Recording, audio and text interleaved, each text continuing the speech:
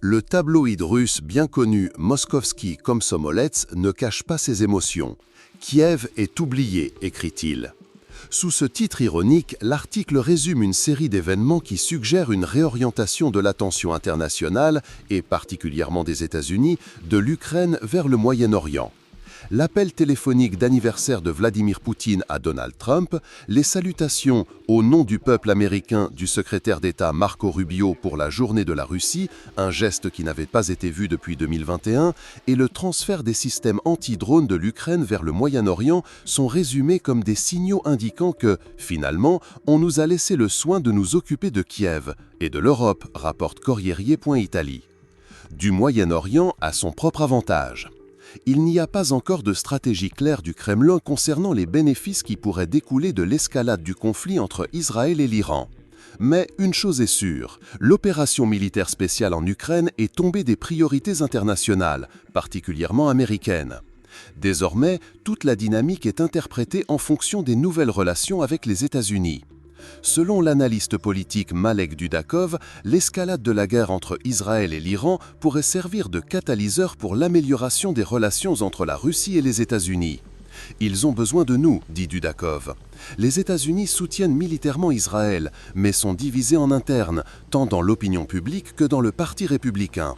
Il y a des voix qui demandent aux dirigeants de ne pas s'impliquer. Dans ce contexte, la médiation de Poutine n'est pas seulement utile, elle est nécessaire pour éviter une escalade qui obligerait Trump à agir. L'intervention possible au Moyen-Orient n'est pas vue comme une tentative de restaurer le prestige international de la Russie. Au contraire, les médias d'État russes ont constamment souligné l'approche anti-occidentale de Poutine. La seule manière d'interpréter ce nouveau conflit est à travers la formule « do ut des », je donne pour que tu me donnes. Peu importe que l'Iran soit un allié historique avec lequel Moscou a renouvelé un pacte militaire il y a seulement 6 mois. Quand on parle de politique globale, notre diplomatie n'a qu'un seul but, agir dans l'intérêt exclusif de la Russie, écrit l'analyste Mikhail Rostovski, une voix connue de la ligne dure. Ne pensez pas à l'Iran, ni à Israël, ni à l'Europe, ni à l'Amérique. Pensez seulement à la Russie. C'est une guerre qui ne nous concerne pas, et nous devons nous concentrer uniquement sur nous-mêmes. Main libre en Ukraine. Cette approche ramène l'attention sur l'objectif principal de la Russie. Si le monde est concentré sur le Moyen-Orient, alors la Russie a plus d'espace pour agir librement en Ukraine. Après la guerre entre l'Iran et Israël, Volodymyr Zelensky pourrait se retrouver seul face au regard glacial de Poutine et à la colère d'un peuple, fatigué de la guerre, écrit Sergueï Markov, ancien conseiller en politique étrangère au Kremlin.